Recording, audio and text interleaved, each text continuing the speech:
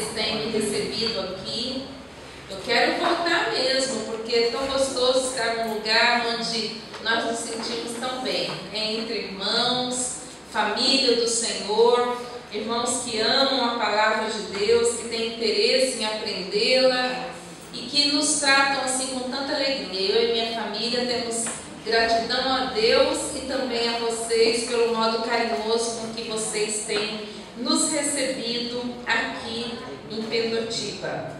Eu gostaria hoje, ao começar esta palavra, ler com vocês dois textos da palavra de Deus. O primeiro, Salmo 122. Eu falei ler aqui agora e eu senti o meu ler tão paulista, sabe?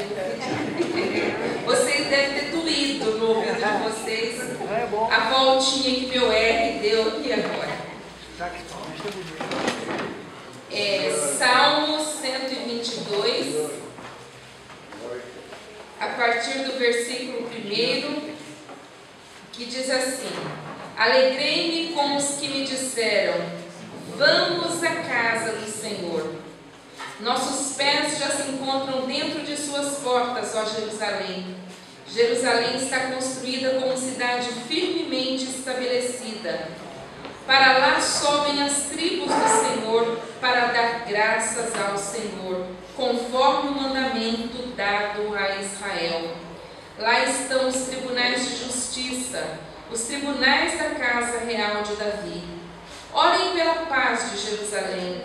Vivam em segurança aqueles que te amam. Haja paz dentro dos teus muros e segurança nas tuas cidadelas. Em favor de meus irmãos e amigos direi, paz seja com você. Em favor da casa do Senhor nosso Deus, buscarei o seu bem. Vamos agora para Apocalipse, capítulo 5, a partir do versículo 11.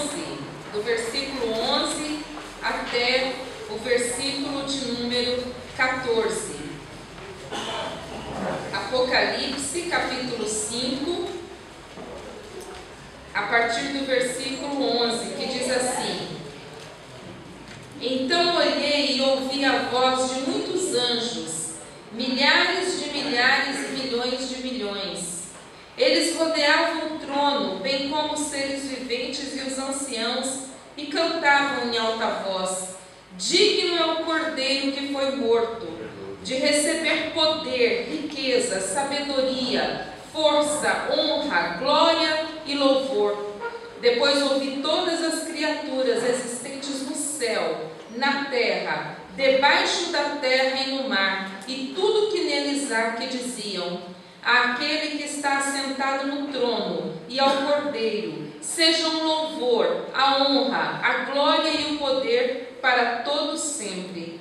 Os 4 seres viventes disseram amém, e os anciãos prostraram-se e o adoraram. Amém? Amém.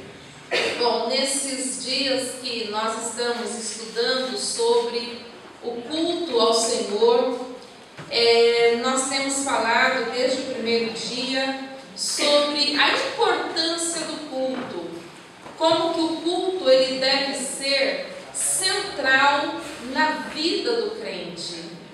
Deve ser alguma coisa pela qual nós devemos pensar com muito carinho, com muita consideração e também com muito anseio. Ontem eu terminei a fala aqui lendo para vocês o Salmo 84, que é assim, um poema escrito por alguém que se dirigia a Jerusalém, que morava fora, mas se dirigia a Jerusalém para o momento da adoração. E o coração daquele adorador, ele fervia tanto de desejo de estar na casa de Deus, que ele dizia que o coração dele desfalecia, né? Desmaiava, perdia os sentidos. É claro que isso é uma figura de linguagem, né? Uma forma que a gente usa exageradamente quando a gente quer enfatizar que o nosso nosso desejo é grande, que o nosso desejo é imenso de fazer aquilo. Ele dizia que o coração dele desfalecia por causa dos átrios da casa do Senhor. Ele chegava a sentir inveja dos passarinhos que construíram seu ninho bem pertinho dos altares da casa de Deus. E nós precisamos assim exercitar o nosso coração, para que o nosso coração seja coração de adorador. Tem um hino que ele, não sei se ainda anda fazendo sucesso, mas foi muito cantado há um tempo atrás, que dizia assim, que eu tenho DNA de adorador, né? Mas na verdade, eu não acredito que eu ou você tenhamos DNA de adorador. Eu creio que todas as pessoas, elas têm esta tendência, né, para adorar, esta vocação para adorar o Senhor. Muito embora a gente sabe que a incredulidade e outras coisas mais, elas tiram isso da grande maioria das pessoas. Mas na verdade, todos nós temos esta vocação para adorar a Deus. Nós vimos aqui nesses dias que a adoração, ela era central na vida do povo de Israel.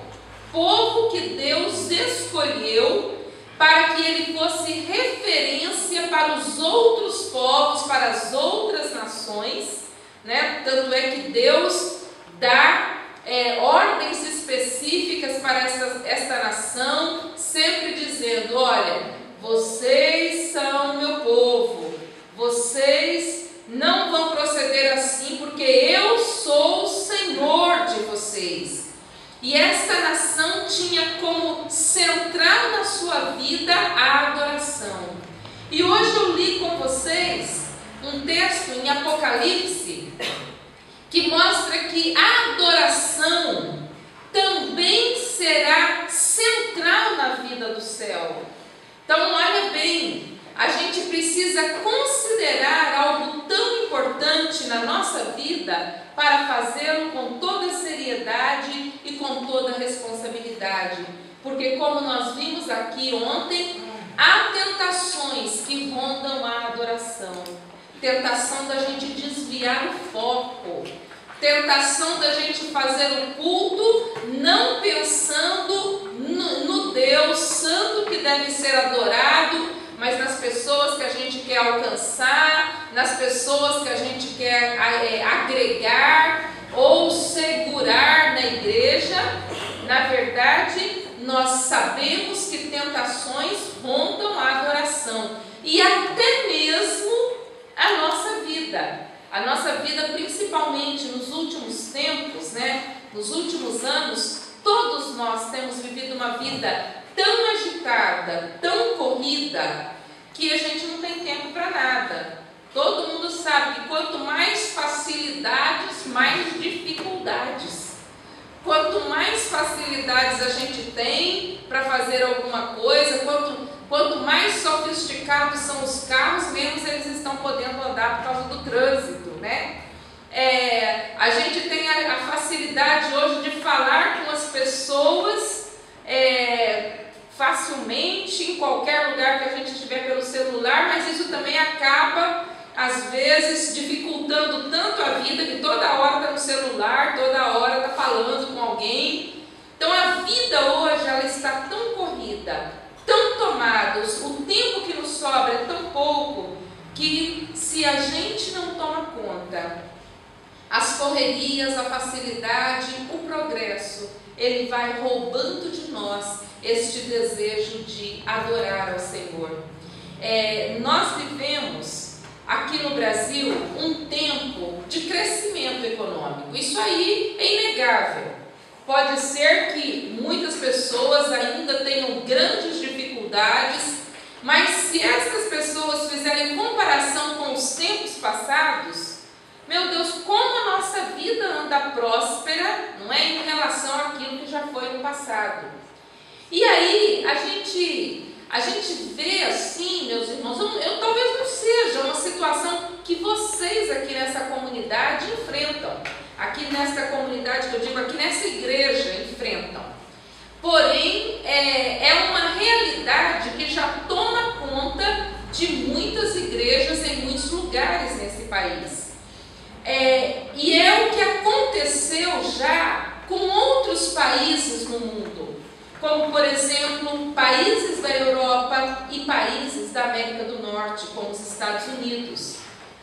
Países que já foram celeiro do mundo em termos de evangelho, de crentes fervorosos, cheios do Espírito Santo, que destemidamente saíram por este mundo e evangelizaram, fizeram grandes coisas para Deus. Como, por exemplo, os ingleses. Quando você estuda história da igreja, e você olha para a Inglaterra, meus irmãos, quanta coisa boa aconteceu a partir da Inglaterra. Sociedades bíblicas, agências missionárias, muitos irmãos, foram assim, tremendamente usados por Deus e partiram daquele país para outros. Mas todo mundo sabe como que a Inglaterra é um país rico, um país próspero. E hoje, quando você chega nesses lugares, é uma escassez encontrar, é uma dificuldade encontrar uma igreja para você se reunir para servir ao Senhor. Tem uma família da nossa igreja que esses dias fizeram uma viagem a Paris e a Londres. E ela falou assim: Marta, que dificuldade, nós rodamos e não achamos uma igreja. E ela não é a primeira pessoa que me fala isso. Então a prosperidade, muitas vezes, ela rouba das pessoas esta necessidade de Deus, esta necessidade de se chegar, de estar lá buscando ao Senhor, de encontrar a sua alegria e o seu prazer aos pés do Senhor. A mesma coisa acontece nos Estados Unidos. Como que os Estados Unidos foi país de onde grandes avivamentos saíram? Inclusive a evangelização do Brasil se deve ao que como Deus avivou este país, Eu sempre, quando eu venho aqui em Niterói, eu sempre fico assim nunca passo em frente àquela igreja congregacional ali no centro, em frente às barcas, sem lembrar que aquela foi a segunda igreja evangélica a ser plantada neste país. Eu fico imaginando, meu Deus, o que era isso aqui há um pouco mais de 150, 160 anos atrás, Quantas dificuldades os irmãos sofreram. E inclusive eu lembro que uma das coisas que Robert Calley, que é o fundador daquela igreja ali, um médico escocês que veio via Estados Unidos, ele estava nos Estados Unidos quando Deus o chamou para o Brasil. Uma das coisas que ele mais insistia com as pessoas era que não trabalhassem aos domingos, que não abrissem os estabelecimentos comerciais aos domingos, porque era o dia do Senhor, que reservasse esse dia para a adoração. E ele conseguiu, muitas pessoas tomaram esta firme decisão. Mas hoje, meus irmãos, como que o domingo é um dia de comércio, Tanta coisa acontece exatamente para distrair as pessoas, roubar das pessoas e de muitos crentes o momento de adorar e de servir ao Senhor. Em português a gente tem até uma lembrança a mais. A palavra domingo em latim é dia do Senhor. Então a gente tem ainda em português essa lembrança, que esse dia não é nosso, é do Senhor e devemos dedicá-lo ao Senhor. Aí você entra num shopping domingo, está lotado. Que distância, como aquilo ali rouba a nossa espiritualidade. domingo, uns 2 domingos atrás, a minha filha ela toca numa orquestra, a orquestra ia se apresentar no shopping lá da cidade.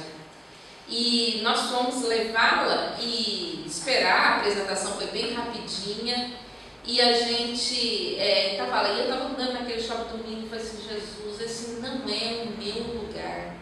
E eu particularmente, vocês podem todo mundo ir e dar glória a Deus lá dentro, tá, gente? Mas é uma coisa pessoal minha. Eu sinto que eu estou, assim, pecando contra o Senhor se eu gasto meu domingo no shopping center ou em coisas dessa natureza. Porque domingo é o dia do Senhor.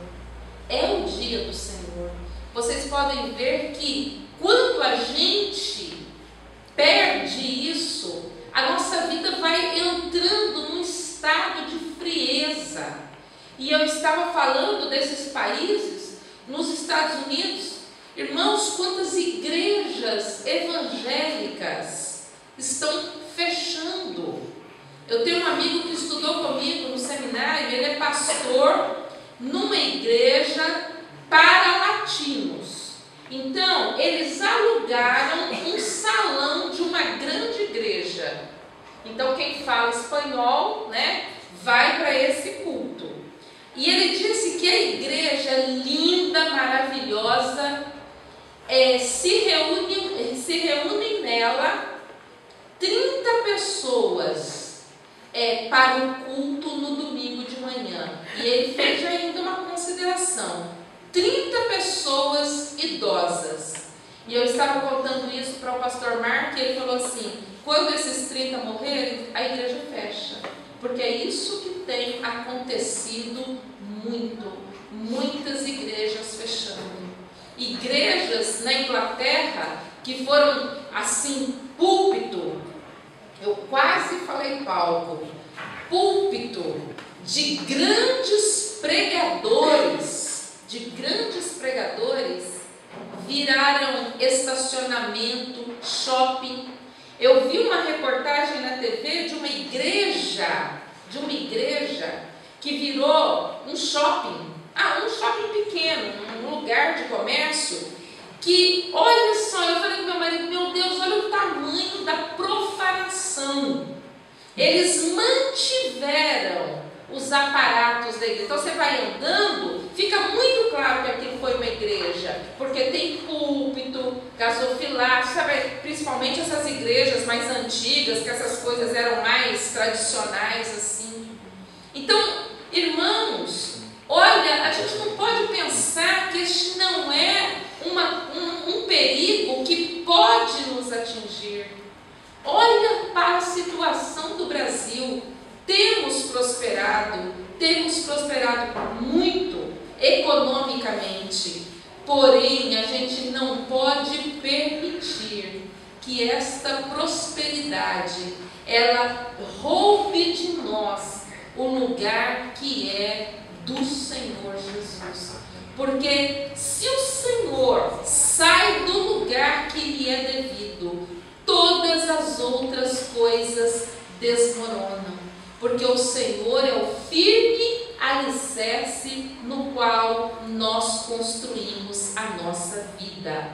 Então, vamos manter firme o propósito de buscar o Senhor com todo o nosso coração, com toda a nossa vida.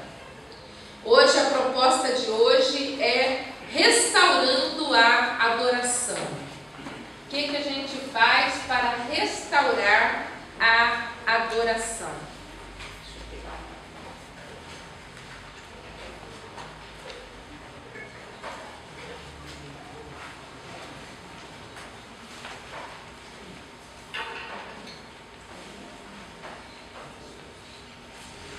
Eu acho que não sei se foi, acho que foi o pastor Adelmo que na sua oração aqui hoje, ele mencionou que Jesus não deu um roteiro. Então na Bíblia a gente não tem em lugar nenhum um roteiro de culto que diz assim: comece o culto às 7h30 em ponto, faz a sua ordem de culto.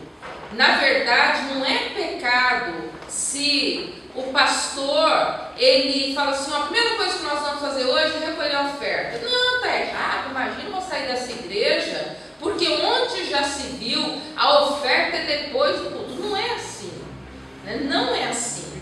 Na verdade, há uma liberdade para que essas coisas aconteçam. Porém, isso aí é uma coisa secundária quando a gente olha para o culto, a ordem do culto, né? É interessante como algumas pessoas brigam por coisas que são tão secundárias. Existem igrejas que elas são tão rígidas que para mudar uma cadeira de lugar tem que antes fazer uma assembleia e perguntar quantos não concordam, né? E na verdade não há necessidade de uma rigidez tão grande, porque às vezes por conta de uma coisa periférica a gente tenta justificar, né, a nossa não vontade de cultuar, porque alguma coisa está errada. Então tem algumas coisas que elas são essenciais e aí a gente precisa observá-las atentamente. A primeira coisa que está aí é assim: o que parece lucro pode, na verdade, ser perda. Nós vivemos um momento, eu sei que eu uso muito essa frase, nós vivemos um momento, mas eu preciso chamar a atenção para aquilo que é desafio para a gente hoje, né? Então a gente vive num momento em que todo mundo é muito ávido por números. A gente diz se uma coisa é sucesso ou não é sucesso por números, né? Uma pessoa, ela é muito bem sucedida na vida se ela ganha muito dinheiro. Isso está certo? Claro que não. Se fosse assim, não teria tanto milionário se suicidando, tanta gente com tanto dinheiro e com uma vida tão, né, faltosa de graça. Mas nós somos assim. E eu sei, assim como parte até, como meu marido é o pastor, é claro que a gente, nossa, viu como a igreja estava cheinha, que bênção. Então, é claro que ver a igreja cheia é uma alegria. Agora, é uma alegria, isso daí a gente tem que considerar o seguinte, porque as pessoas estão interessadas em buscar a palavra de Deus, estão aqui para ouvir a palavra de Deus, porque se você não pensa desta forma, você vai fazer tudo pelo número de pessoas, entende? Todo o seu exercício vai ser para ver muita gente agregada, e muita gente agregada não é diante um culto assim bem aceito por muitas pessoas, não significa necessariamente um culto bem aceito diante de Deus, ok? Vocês viram, ontem eu passei aquele vídeo para vocês, que é óbvio que muita gente que gosta daquele tipo de esporte vai lá, daquele tipo de aventura vai lá, né? Mas e aí? Como ficam os corações diante do Senhor? Como ficam, né? Vocês sabem que hoje a gente vê assim que o mercado evangélico, ele está muito assim, esquentado. E eu falei mercado evangélico de propósito, porque vocês podem ver que muitas vezes, em nome de Jesus, se oferece mercadorias. Venha para cá e todos os seus problemas serão resolvidos. Meus irmãos, se a gente for olhar a Bíblia, teve muita gente que achou muito problema na vida depois que aceitou Jesus. quem não tem nenhum problema, por favor, se manifeste. Porque como ser humano, a vida tem seus problemas, né? E vocês sabem que isso acontece. Venha e todos os seus problemas serão resolvidos. Isto não é verdade. Isto não é verdade. O que Jesus nos prometeu é não nos desampararmos ao passarmos pelos problemas.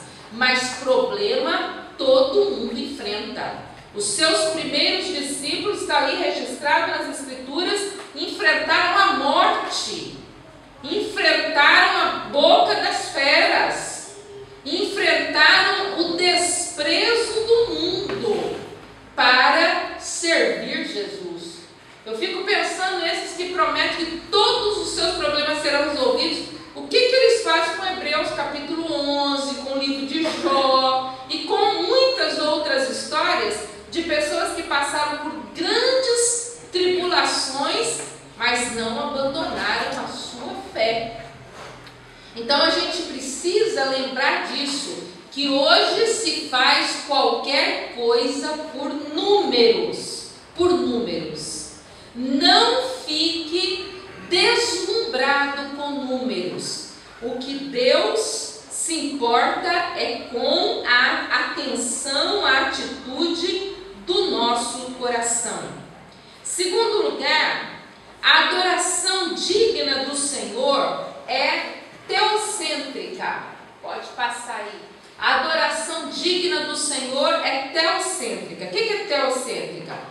Teos é Deus, né? A palavra Deus. Então, a adoração digna do Senhor, ela tem Deus como centro dela e não o homem. Eu fico assim às vezes, em relação aos hinos que se cantam, eu acho assim, eu vi aqui, nós cantamos tantos hinos antigos, hinos da harpa, hinos centenários mesmo. E eu particularmente gosto muito desses hinos. Mas eu não acho que apenas estes são os hinos inspirados.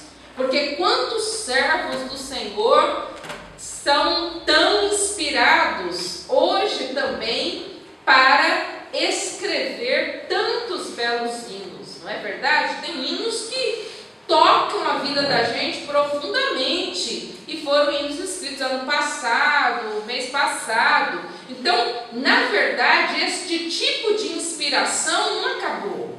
Eu não posso olhar para os hinos da harpa, do cantor e dizer assim, aqueles eram inspirados. Não é isso que a gente vê aqui hoje. Mas eu também tenho que concordar que a nossa himnologia moderna, ela é carregada de muito, já que ela está teocêntrica, de muito antropocentrismo. Antropo é homem, né? Então, o homem no centro da mensagem. Então, olha, você pode, ele vai fazer isso por você, e você vai pisar, e você vai sair, porque você vai ficar no palco, e o outro vai te assistir da plateia, e aquela coisa, sabe, que valoriza muito mais o ser humano do que Deus. Deus, ele aparece muitas vezes muito mais como um servo que vai fazer aquilo que você precisa, que você merece, do que aquele que é digno de toda adoração. É difícil um hino moderno que fala sobre o sangue de Jesus, que fala sobre a cruz do Senhor Jesus, que fala sobre arrependimento. Ou se tem, são os menos populares, porque os mais populares é aquele que a pessoa se sente levantada. Então é um problema do louvor no nosso tempo. Tem hino que sinceramente me dá vontade de ficar com a boca fechada na hora. Porque eu falo, Jesus, eu não concordo com esse negócio não, Jesus. Não é assim, Senhor. Não é assim. A gente precisa então, antes de cantar, olhar se aquela palavra, ela de fato, combina com as Sagradas Escrituras, concorda com as Sagradas Escrituras, e se Deus é ali o centro da adoração. Bom, pelo perfil dos irmãos aqui, eu nem preciso falar de algumas modalidades que andam acontecendo aí, O pessoal pega algumas coisas que são bem do mundo mesmo e converte. Vocês já viram isso? Converte um funk, converte pagode, Não é nem a questão do ritmo. Na verdade, eu não sou a melhor pessoa para estar falando de ritmo aqui. Nós temos uma herança americana, inglesa e aí principalmente as igrejas mais antigas. Mas se a gente for lá na África, a gente vai ver que o estilo dos irmãos africanos é um pouco diferente do da gente. Então eu não vou nem entrar em relação, isso, tá certo, não tá, pode ou não pode. Mas a minha chateação é na conversão que o pessoal faz. Às vezes pega, meu Senhor da glória, pega uma música carregada de moralidade e converte ela por umas palavras lá, sou de Jesus, não sei o que, sabe? Isso aí anda acontecendo. A gente precisa ter mais critério, mais cautela ao fazer isso daí. A nossa adoração, ela deve ser assim inspirada naquilo que Deus é. Então, quando você chega no culto, e eu digo isso não apenas em relação aos hinos que se cantam, mas até mesmo a nossa atitude, ela deve nos remeter àquilo que Deus é, e não à nossa situação, porque muitas vezes é isso o que acontece. Às vezes os testemunhos que mais mexe com a igreja são testemunhos de bênçãos para esta vida, cura, emprego, e eu sei que nós precisamos disso e são coisas mesmo que devem glorificar Jesus. Mas, irmãos, ainda que a gente esteja vivendo uma dificuldade, ainda que naquele culto ninguém testemunhou de uma cura, de uma libertação, de uma porta de emprego, a nossa adoração deve ser centralizada naquilo que Deus é. Ele é o Senhor de toda a terra. O Senhor de toda a terra deve receber toda a reverência. A gente não trata assim com uma certa dignidade aquele que a gente considera, pessoa assim, superior, de alguma forma, pode ser uma patente, Quem trabalha em forças armadas, dentro da carreira militar, sempre há uma certa reverência em relação àqueles que a gente considera superior, muito mais diante de Deus. Agora, às vezes nós caímos no risco de, usar o nome que eu quero lembrar. Uzá, ele era aquele servo que ele foi, que quando a arca chegou, a arca tinha sido roubada pelos filisteus, aí volta para Jerusalém, o pessoal já começou fazendo uma coisa errada, que colocou ela em cima do carro de boi. E a lei dizia que ela não poderia ser carregada assim. Carregaram. E no caminho, passando por uma pedra, a arca já ia tombar. Se eu fosse lá, era eu que tinha caído dura naquela hora, porque é uma tendência da gente socorrer. Mas ninguém podia tocar na arca. E Uzá foi lá. Quando ele segurou, ele caiu morto. Davi, inclusive, falou: Senhor, por que o Senhor fez isso? Né? Ele ficou assim, perplexo com aquilo que aconteceu. E um problema de Uzá é o nome do rapaz, tá?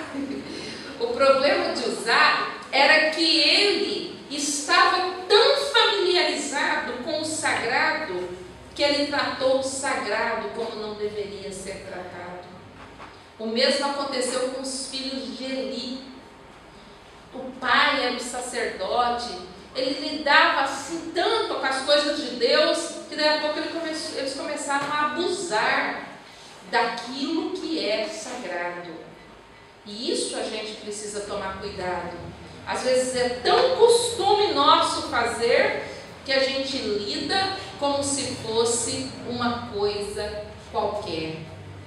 Lida como se, com o sagrado, como se sagrado não fosse aquilo. Então nós precisamos lembrar que Deus, Ele é Senhor, e como Senhor, Ele é digno de ser adorado. Traga à sua mente o que Ele é. Ele é o Criador. Nós cantávamos agorinha: grandioso és tu. Meu Deus, quanto a pessoa que escreveu este hino, né? Ela tinha uma real percepção, uma verdadeira percepção do que nos leva a adorar a Deus. Eu fico pensando e me sinto muito tocada pela história do homem, que a gente não sabe o nome, que escreveu aquele hino. Eu não estou lembrando a letra toda, mas certamente vocês conhecem. Aquele que diz assim: que se todas as árvores do mundo fossem paus, todo o oceano fosse tinta e todo o céu fosse papel, ainda assim o amor de Deus não seria descrito. Como? Não, o Feliciano Amaral, ele canta a letra deste hino foi encontrada nas paredes de um manicômio. Meu Deus, vocês sabem do lugar de quem é manicômio, né? Mas estava lá alguém que tinha uma sanidade fora do comum. Talvez o problema dele fosse esse. Uma sanidade fora do comum. A gente canta desse jeito, mais tarde que foi colocado letra, né? Música nessa letra. Mas foi assim que foi achado a letra deste hino. Já pensou? Que capacidade de descrever o amor de Deus. Acho que não tem um cristão que não ouve esse hino e não se sente, né, tocado e inspirado a adorar ao Senhor diante de uma Deus. Aqui eu gostaria de dizer que o modo aceitável de adorar a Deus foi instituído por Ele mesmo. Então, se a gente fosse olhar Deus do ponto de vista, ou como se Ele fosse humano, isso poderia assim, inspirar uma certa prepotência. Então, por exemplo, eu chego para o irmão e digo assim: olha, eu vou te ensinar como que você deve me tratar. Eu aqui, a Marta, tá? Eu chego para o irmão e digo: eu vou te ensinar como você deve me tratar. Você me trata assim: quando eu entrar, você fica de pé. Se eu falar, você fala assim: senhora. A Maria, né, gente? Você vai falar assim, você disse senhora, o que eu falar você faz na hora. Isso aí, se você ouvir, se eu falar, ensinar isso para alguém, uma pessoa mais prepotente é essa. Porém, gente, aqui se trata de Deus. E o homem, ele é tão inferior a Deus que ele não tem capacidade em si de dizer como Deus deve ser adorado. Porque quando a gente faz isso, o resultado são as asneiras por aí. O resultado são asneiras. Que não acontece agora não. Ao longo da história, quanta coisa já foi feita aí na tentativa de agradar, de adorar a Deus a nosso próprio modo.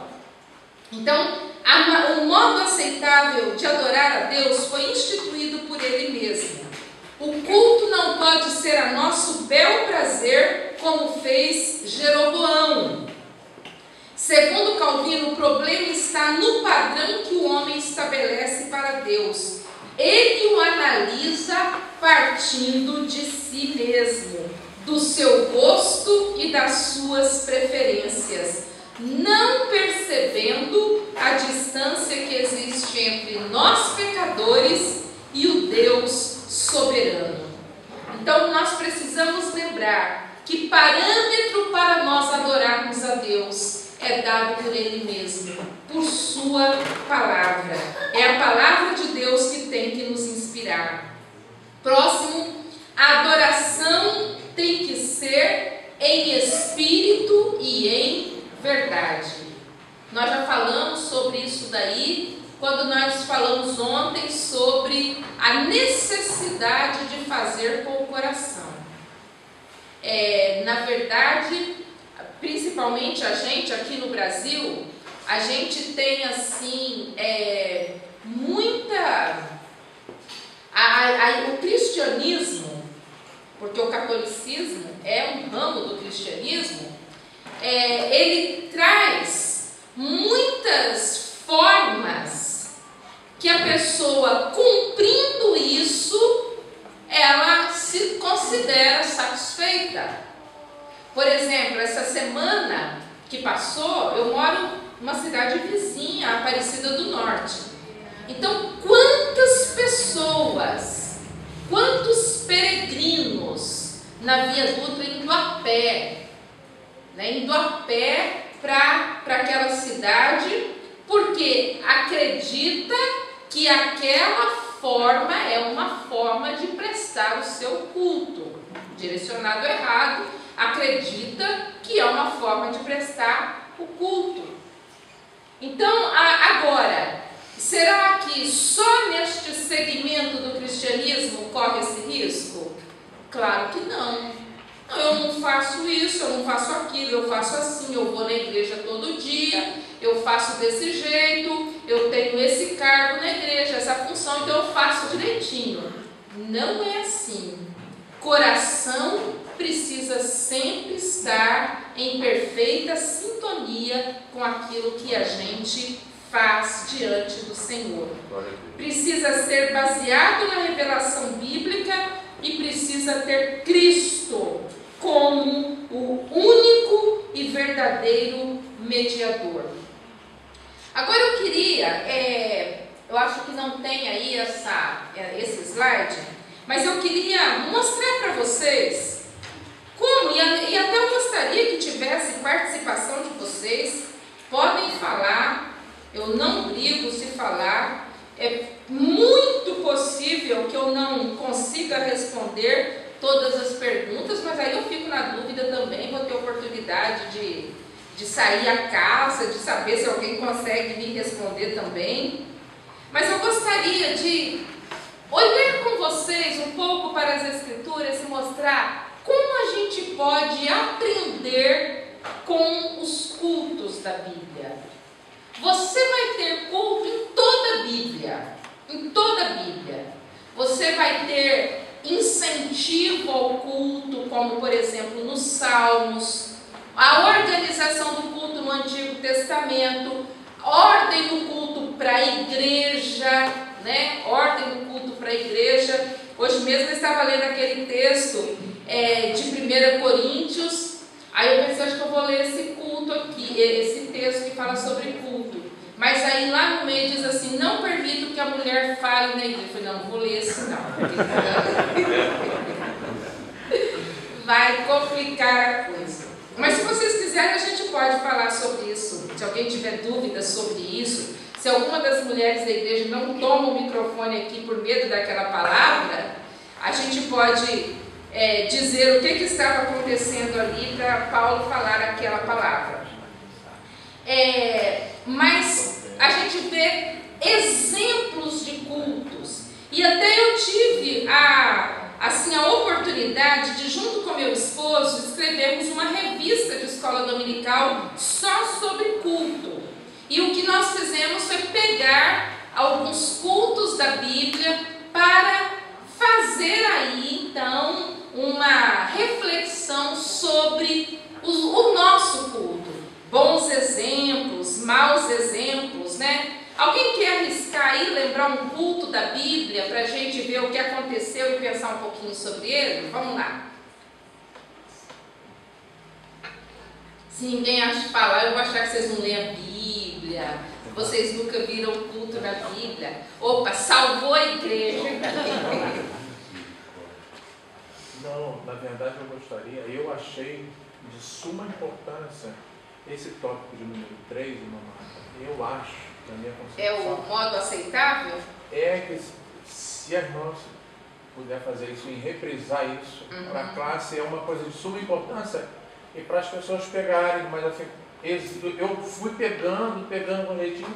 Eu acho que sendo repetido pelo irmão vai ajudar a gente muito esse tópico da forma aceitável de se adorar a Deus, uma coisa que ele criou, ou seja, uma pessoa acha que caminhando de joelhos é a forma que ela cria de o Senhor ser de forma melhor adorado. Isso. Sim, mas continua isso. Bom, eu não sei se eu vou dar conta, né? Vamos lá. Na verdade, o que este tópico ele está dizendo é o seguinte, que o modo aceitável de adorar a Deus foi Deus que instituiu, certo? Por exemplo, quando a mulher samaritana ela encontra com o Senhor Jesus, é bem interessante aquilo ali, a primeira vez que Jesus ele fala com todas as letras que ele era o Cristo, só abrindo um parêntese aqui, foi para uma mulher, né? A primeira pessoa que ouviu essas palavras da boca de Jesus, eu sou, eu que falo contigo, né? E ela aproveitou a oportunidade e falou, quero saber onde é o lugar que se deve adorar, porque os samaritanos dizem que é aqui, mas os judeus dizem que é lá. E aí Jesus fala, os verdadeiros adoradores adoram a Deus em espírito e em verdade. Não é aqui nem lá. Na verdade, é aqui no coração, né? Que a gente adora a Deus. Porque a tendência humana é a gente fazer a coisa do nosso jeito. Se eu fizer isso, eu vou agradar mais a Deus, né? Se eu fizer desta forma, eu vou agradar mais a Deus, ou eu vou ser mais santo, ou eu vou fazer de uma forma que vai surpreender até Deus. E não é assim. Não é assim. O modo aceitável foi instituído por Ele mesmo. É claro, gente, que existem algumas coisas, por exemplo, essa questão de orar de joelhos. A oração de joelhos é um hábito da igreja, e principalmente a Assembleia de Deus brasileira tem isso ainda. É um hábito que não é uma regra das Escrituras, mas é um bom hábito, é um excelente hábito. Chegar e aí você tem, né, não pode ser só hábito, não pode ser só ajoelhadinha para cumprir a obrigação, para cumprir o ritual, né? Mas é um bom momento da gente, Senhor, cheguei, né? Estou aqui na sua casa, me ajuda nesta noite prestar o culto a Ti. Agora, na verdade, a gente tem que prestar atenção, porque exageros nisto daí vai gerar desconforto, vai gerar problemas, né? E, na verdade, entre os crentes isso não é comum, mas alguns segmentos fazem grandes sacrifícios. Carregar cruz, porque acha que essa é uma maneira que Deus vai agradar. Fazer um percurso a pé, né? Porque acha que fazer um grande sacrifício, porque acha que essa é uma maneira de agradar a Deus. E muitas vezes as pessoas faltam até com as suas responsabilidades, porque acha que aquilo vai agradar a Deus, né? Então, a gente precisa tomar cuidado para que a leitura das Escrituras nos leve a uma adoração equilibrada, uma adoração saudável diante do Senhor. Eu não sei se é isso que o irmão estava desejando, mas se você quiser depois conversar mais sobre isso, a gente pode conversar. Não, a irmã falou até da questão do ritualismo. Isso, né? Acaba a gente caindo. Exatamente. A gente não pode correr o risco de pensar que o ritual está lá e o correto está aqui. Não é assim que as coisas acontecem. Precisamos lembrar que o risco todos nós corremos. É a atenção do nosso coração diante do Senhor que vai nos livrar desse problema. O jejum é um culto? O jejum é uma forma, né? É uma forma da gente fazer diante do Senhor uma consagração especial. E é óbvio que se torna um momento especial de culto pessoal com Deus. É aquele mesmo entre eu e Deus. Até a recomendação bíblica é que não seja publicado. É claro, aquela publicação bem farisaica. Estou em jejum hoje, não vou comer não, porque eu estou em consagração esses 30 dias e tal. Não. Agora, é óbvio que vamos imaginar que se marca um tempo de consagração. Nós vamos fazer jejum, então nem preciso perguntar, o irmão nem precisa dizer, porque se foi uma convocação especial, não há mal. O que Jesus estava falando, quando ele falou, não publica, era porque as pessoas faziam disso uma vitrine para a sua espiritualidade, né? E o culto, alguém lembrou de um culto? São muitos, né? Isso, muitos. Caim e Abel, Enos, filho de Sete, quando voltou a invocar o nome do Senhor. Exatamente, Abraão oferecendo Isaac. Isso. A batalha do Monte Carmelo, enfim. Ok.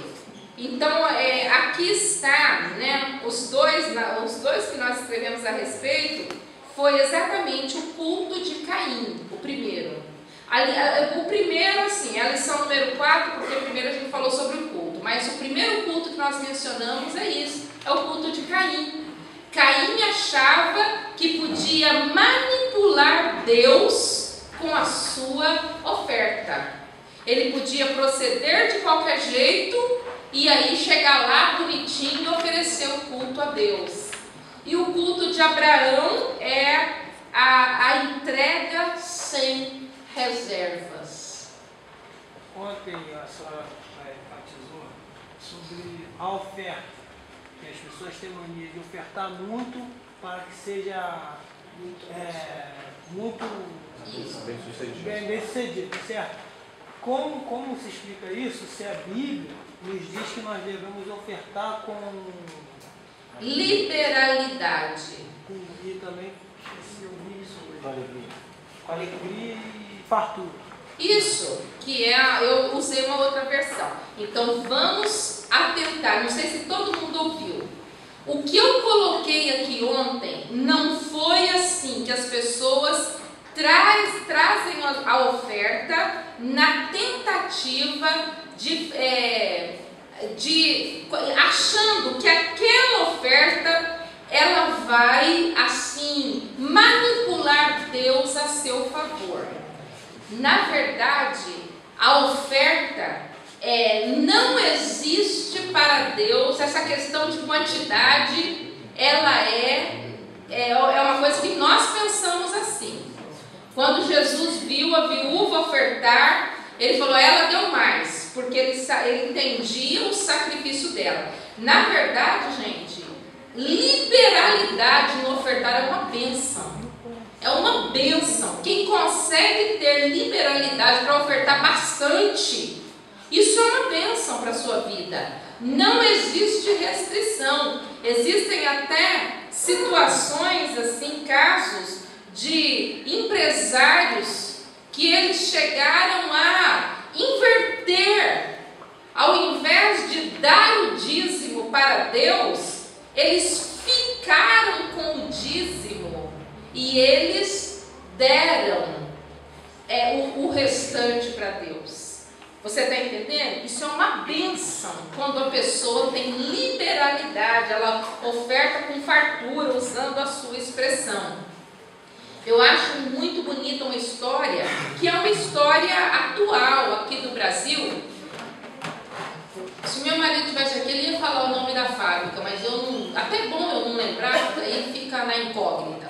Mas tem um empresário no interior de São Paulo, também esqueci o nome da cidade, ótimo, daí vocês não vão lembrar, não vão saber mesmo. Ele é um empresário muito bem sucedido no ramo de máquinas agrícolas. E ele passou uma crise grande no seu casamento e ele foi muito ajudado por uma família pastoral. E Deus colocou no coração daquele homem trabalhar neste ministério. E ele fundou uma organização chamada Universidade da Família. Aí talvez alguém conhece, já ouviu falar da Universidade da Família. E ele, gente, por muito tempo sustentou este ministério.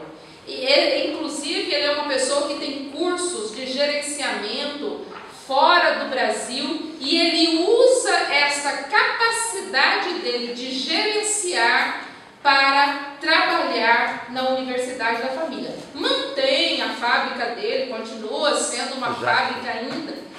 Isso, Jacto. Alguém já ouviu falar desses empreendimentos agrícolas? Aqui no Rio, nós estamos na capital, ninguém aqui é da roça, né? Se fosse da roça, saberia, né? Mas entende, isso é uma liberalidade. Nós conhecemos um empresário em Euaçu, na cidade de Minas, que nós viemos dela, que, gente, eu fico assim admirada com a liberalidade que aquele homem tem para ofertar. Isso é uma bênção. Agora, o coração nunca pode pensar que eu vou constranger Deus com o meu dinheiro, com a minha oferta. Isso se chama até simonia, por causa de Simão, o mágico, que lembra que quando ele quis comprar, quando ele viu que os discípulos oravam, o pessoal recebia batismo com o Espírito Santo, ele, me vende esse dom que eu quero ele também. Aí o Paulo, seu dinheiro seja para a tua perdição. Aí, com essa palavra dura, então ora por mim e tal. Entende? Na verdade, a gente precisa lembrar disso daí. Deu para esclarecer? Não é a questão da quantidade. certa era generosidade. Isto é uma bênção. Isto é uma bênção. Sempre há textos e textos. Exatamente. E é uma bênção quando as pessoas têm generosidade com as coisas do Senhor. Outra coisa, outro culto, alguém quer arriscar um outro culto aqui? Poderíamos fazer uma combinação posicionamento do Nelson sobre rever o item 3, o modo aceitável de adorar a Deus foi instituído por ele, e aproveitando, aprendendo os exemplos da Bíblia. Isso, exatamente. Trazendo para nós, olhando e analisando a nossa deformação, que tudo que foi falado aqui veio de confronto com a nossa deformação. Até mesmo o fato da gente vir pessoalmente o culto e a mente não está presente no culto, que é o grande problema, né? Seria o caso da postulação feita por Deus em 2 Crônicas 7, 14 a 16, porque ali ele determina a regra, né? Como deve ser. E inclusive ele faz menção ao templo. Se o meu povo, que se chama pelo meu nome, se humilhar, é a primeira regra, orar e me buscar e se converter dos seus maus caminhos, ou seja, se arrepender, e parece que no culto deve haver um arrependimento constante, né? O que lá fora faz no confessionário. Mas também o culto reformado, lá no começo, eles tinham um momento assim que as pessoas deveriam parar para confessar os seus pecados antes de começar o culto ao Senhor. E se converter dos seus maus caminhos, então eu ouvirei dos céus, perdoarei os seus pecados e sararei a sua terra. Estarão abertos os meus olhos e atentos os meus ouvidos à oração que se fizer neste lugar, porque escolhi e santifiquei esta casa, para que nela esteja o meu nome perpetuamente. Nela estarão fixos meus olhos e o meu coração todos os dias. Vocês estão percebendo? Toda a Bíblia, essa é uma coisa assim que eu gosto também, que me chama muito a atenção. Como a Bíblia chama a atenção para a intenção do coração. Deus não vê como vê o homem vê o exterior, porém o Senhor vê o coração. Este povo honra-me com os lábios, mas o seu coração está longe de mim. Em toda a Bíblia você vai ver que eu me ouvirei quando me buscares de todo o coração. Então é sempre uma chamada das Escrituras. Isso, gente, não desconsidera o ritual. Não desconsidera.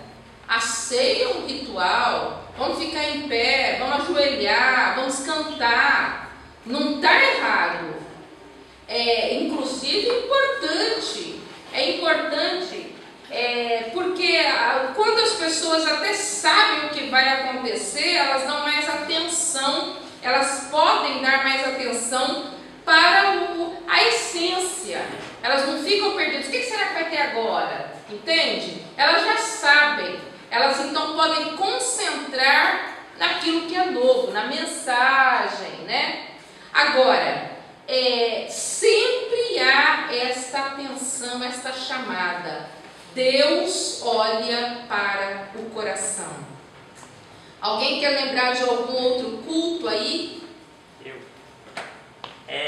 Já que a irmã está trazendo esse estudo sobre adoração, eu lembrei de um culto feito pelo profeta Elias. Quando ele reúne o povo e vê que o povo está adorando um Deus, e o povo está adorando um Deus errado, e ele vai mostrar para o povo, ele quer mostrar para o povo que a nossa adoração tem que ser realmente para o verdadeiro Deus. Aí é quando ele convoca o povo e vai chamar eles e dizer, olha, é esse Deus que nós temos que adorar. A adoração de vocês, vocês estão dedicando a Deus errado. Exatamente. Esse culto feito pelo profeta Elias. É verdade. Tem oi? Exatamente, é muito significativo este momento ali, que ele, diante dos profetas de Baal, né, o altar consertou o altar, e aí ele mostra que Deus é um Deus presente, Deus responde, né? Muito interessante. Uma pouca atitude, né? Oi?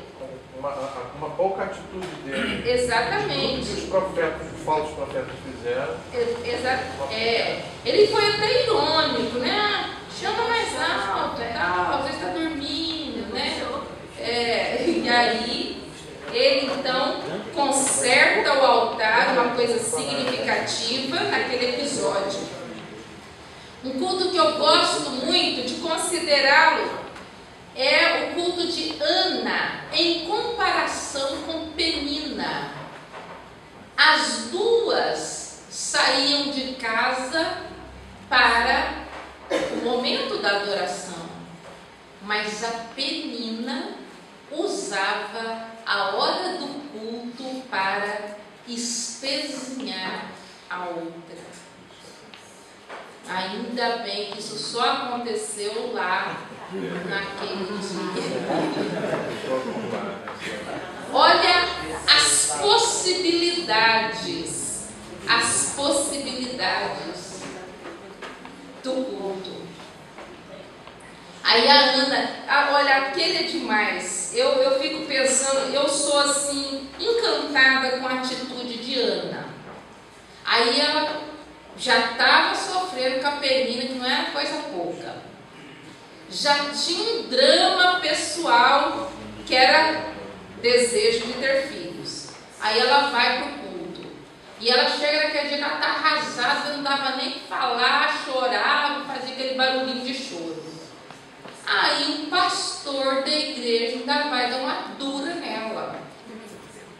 Irmãos, por muito menos, muitos de nós falam assim, olha, era o último lugar que eu esperasse uma morrer. Aqui eu não volto nunca mais. Aqui eu não volto nunca mais. Mas a atitude de humildade dela fez ela receber a bênção de Deus. Já pensou que coisa linda, né? Quando ela falou, o sacerdote Eli imediatamente reparou a sua situação e ele abençoou a vida dela. E ela, mais tarde, ela volta para o lugar da adoração, mas, né, com a oferta, né, o Samuelzinho dela ali.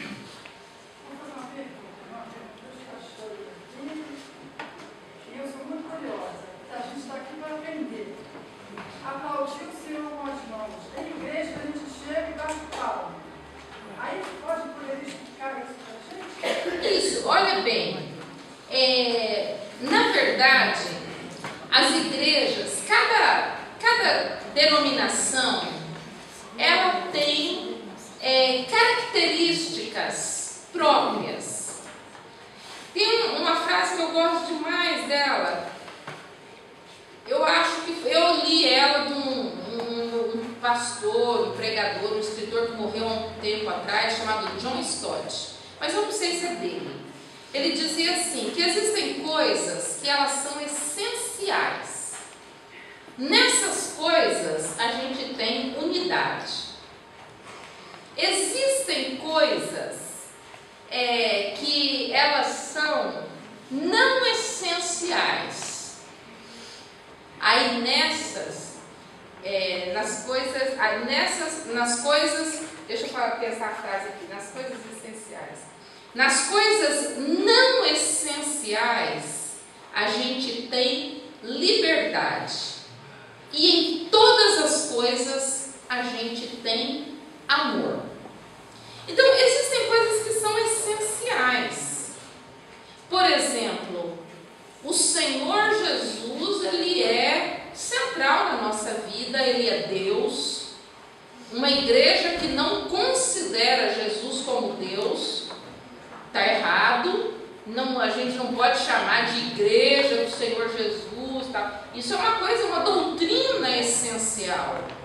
Uma igreja que não considera a palavra de Deus como única regra de fé e prática, isto é uma coisa essencial.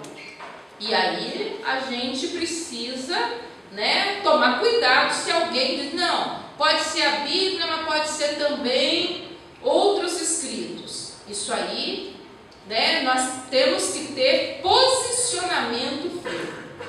Agora, na verdade, as igrejas, cada denominação, ela tem costumes que são próprios dela. Então, quando nós nos submetemos a um grupo, junto no pacote vem aquilo que são os costumes e hábitos, os não essenciais, né? Junto, entende? Então, negar que se pode aplaudir, isso a Bíblia diz que a gente pode celebrar ao Senhor com palmas. Agora, é uma questão de um hábito próprio de cada lugar, né? Eu cresci numa igreja que não batia palma. Eu lembro até que aí eu fui para o seminário, no seminário, pessoal, todo mundo jovem, o pessoal era mais, as músicas os hinos eram mais assim, movimentados. Eu lembro que teve um dia que eu estava assim, irmã, para de dançar, tá bom, segurar aqui para não balançar.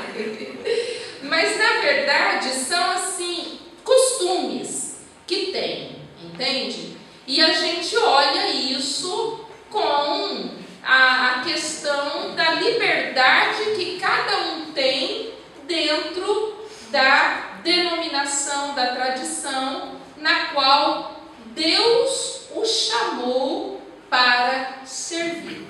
Porque eu acredito que Deus nos tem lugar para nós. E dentro deste lugar nós vamos, né, aí lidar com aquilo que é tradição em cada lugar. Ok? Alguma questão mais? Eu estava falando dos cultos aqui, eu estou quase terminando. Estou ouvindo 2, 3 coisas me chamaram a atenção. Primeiro, da oferta. Eu vi uma vez um obreiro pegar uma moedinha. A oferta da viúva, eu não faço isso não, isso aí pouco é mentira. A oferta da viúva é tudo. Ninguém aqui tem condições de dar a oferta da viúva. Eu tudo que eu tinha.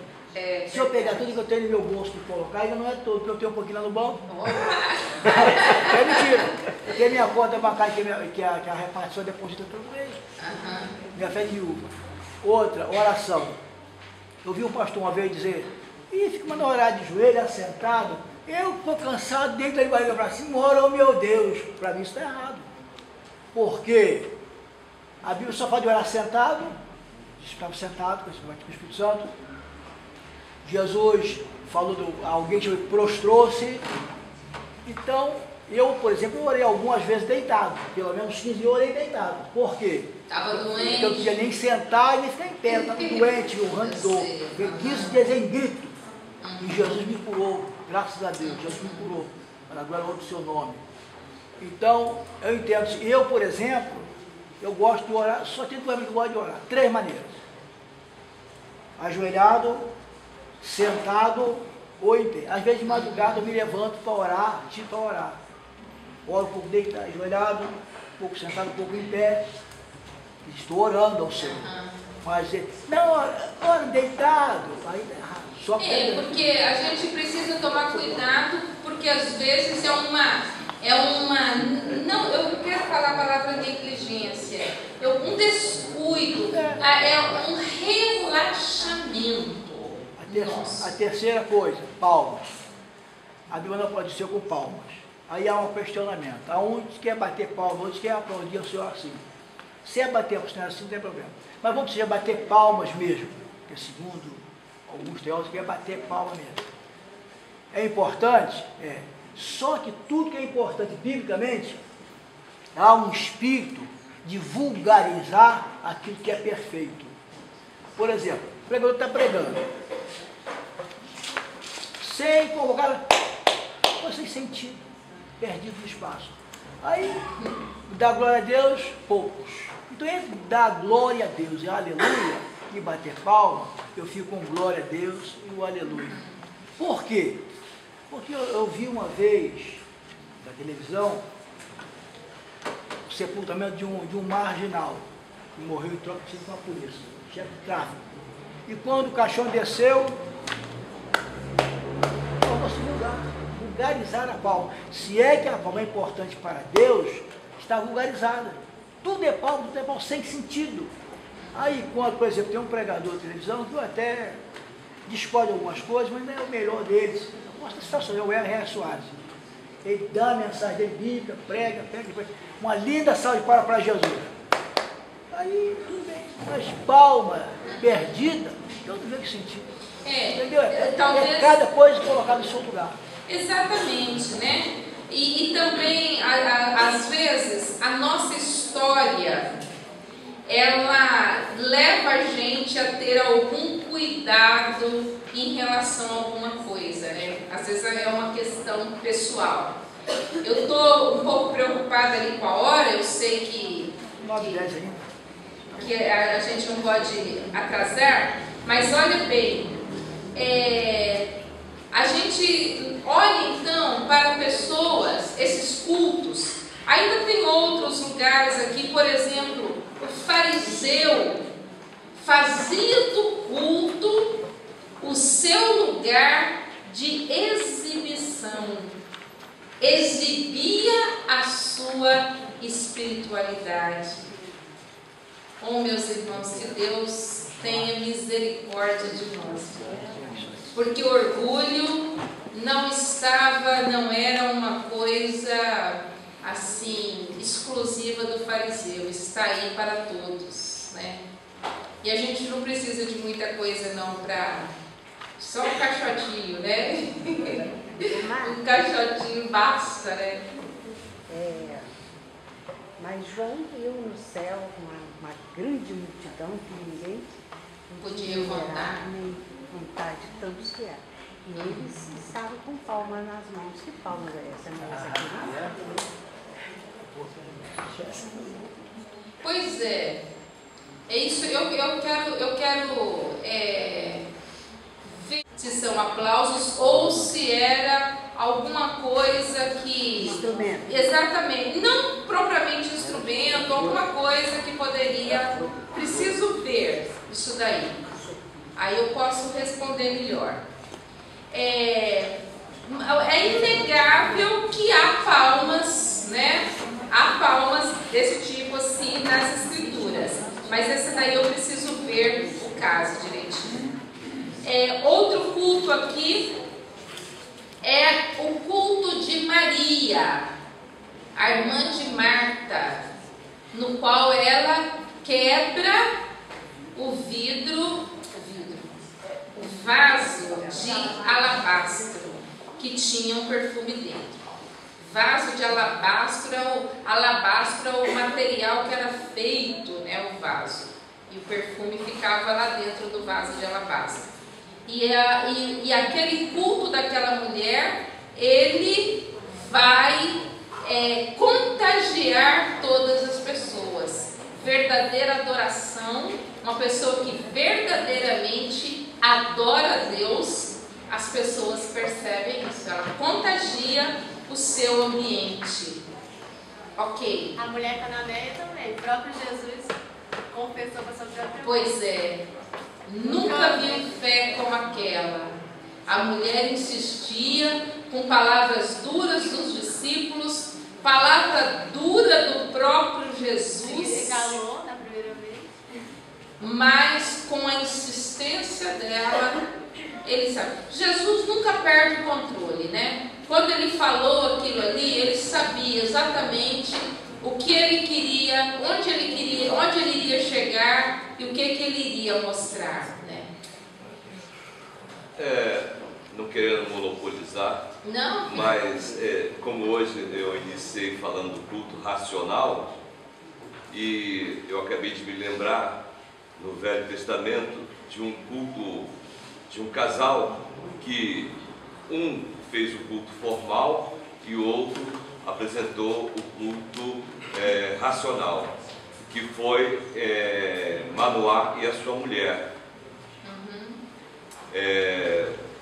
Manoá resolveu, insistiu em apresentar uma oferta ao Senhor, edificou o holocausto, tudo dentro da formalidade, né? Edificou o altar e ofereceu o holocausto dentro da formalidade. E ele viu aquilo e o anjo desapareceu no meio da chama, né? E aí no versículo 22 do capítulo 13 de Juízes, Manoá diz à sua mulher: certamente morreremos, porque vimos ao Senhor. Formalidade. Certamente morreremos porque vimos a Deus. Formalidade da lei. Já o culto racional da mulher de Manoá, porém sua mulher disse: se o Senhor nos quisera matar, não teria aceitado das nossas mãos o holocausto e a oferta de manjares, nem nos teria mostrado tudo isto, nem nos teria revelado tais coisas. Exatamente. Culto racional dela. Às vezes falar em culto com o uso da razão é uma coisa que assusta às vezes os crentes, né? Mas a Bíblia diz que o nosso culto precisa ser um culto com a nossa razão. Porque muitas vezes a gente cultua com a emoção só. E aí fica naquilo que eu coloquei ontem. Sentiu, não sentiu, né? Aí a gente fica preocupado. Meus irmãos queridos, eu espero que estes 3 dias tenha despertado em todos nós, primeiro, um desejo de adorar ao Senhor de uma forma correta, como Ele deseja e como Ele é digno de ser adorado. Espero que os irmãos olhem com mais atenção, né, para tantos cultos na Bíblia. Na verdade, o que me levou a fazer essa reflexão nesse tema foi perceber assim, quantas coisas aconteciam nos cultos na Bíblia. Quanta coisa aconteceu, coisa boa, coisa ruim, né? Acontecia. Como existia tantas histórias relacionadas ao culto, tantas descrições sobre culto, tantas ordenanças sobre culto. E lembrando que isso é uma atividade tão comum em nossa vida. Que Deus possa abençoar cada um de vocês, que vocês possam continuar amando o Senhor, servindo ao Senhor e prestando a Ele o culto que lhe é devido, com todo o coração, com todo fervor. Eu queria saber se é possível a gente cantar repetir aquele hino que nós cantamos. Senhor meu Deus, quando eu... Maravilhado. O cantor quem é? É esse aqui. Mas, professora, eu antes queria fazer mais uma pergunta. Por favor. Agora é uma pergunta realmente. A senhora mencionou a respeito do acidente, da tragédia de usar uma tragédia provocada pelo bom senso, né? Imbuída de bom senso, na verdade. Mas antes do bom senso, deveria haver o temor e a lembrança de que Deus não esquece. Já estou dando até a de que Deus não esquece e Deus não envelhece. O ritual para transportar a arca foi predito por Deus. Os levitas. E Deus não havia revogado o ritual.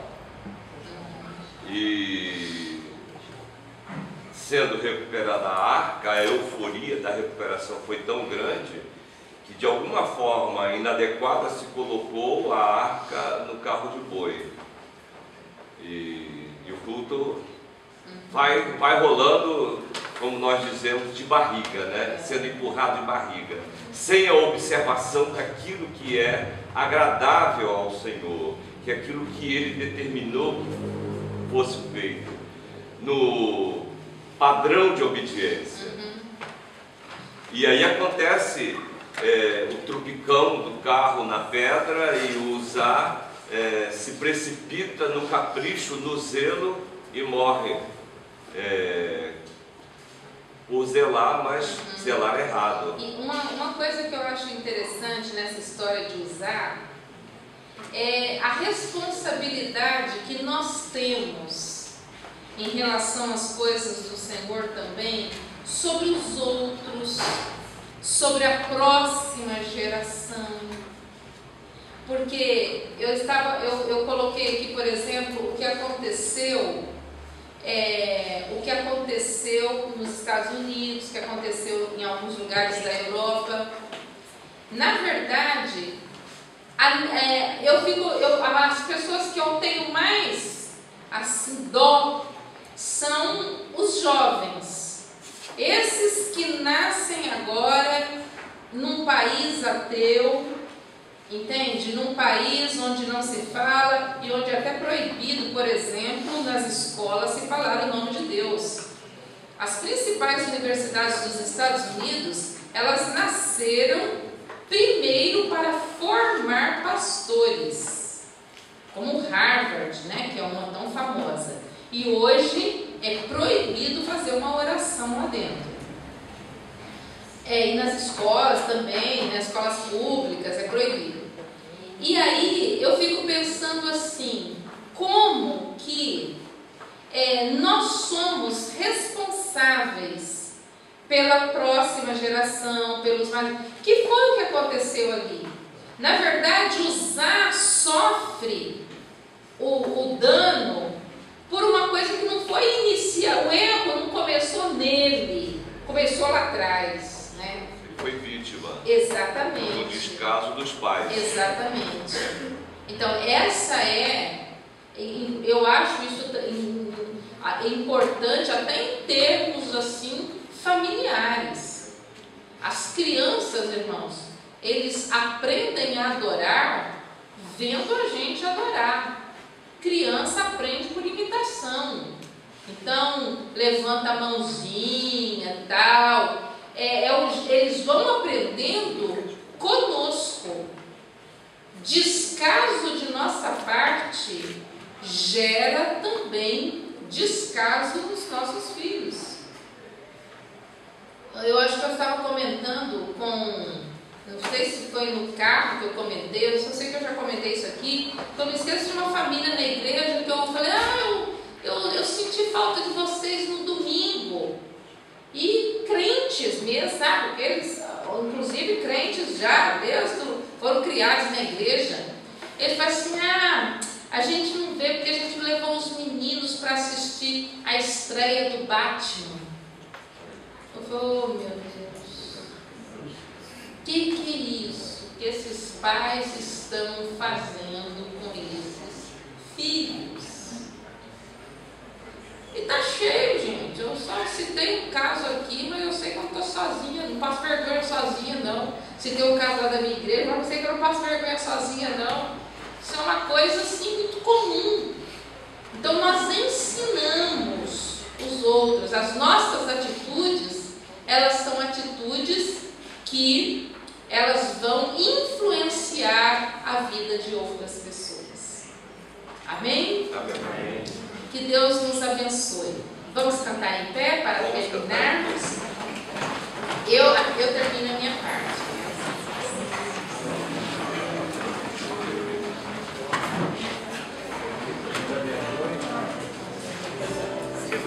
Eu queria pedir que vocês